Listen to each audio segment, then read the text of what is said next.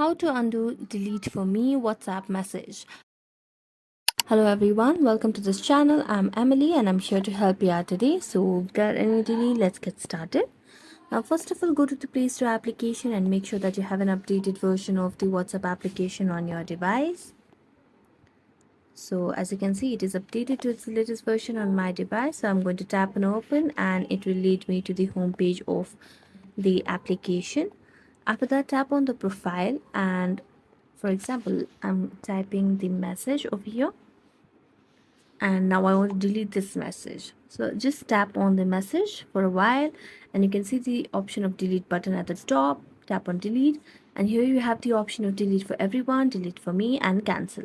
So if mistakenly I have chosen the option of delete for me instead of delete for everyone, I get the option of undo over here. So just tap on undo and the message will pop up again. But this undo section or undo option is available for you only for few seconds. So you just need to tap on the undo button as soon as possible and it will be available and your problem will be solved. So thank you so much for watching this video. If you enjoyed it, don't forget to like, subscribe and hit the bell notification for more updates. That's it for today and see you next time.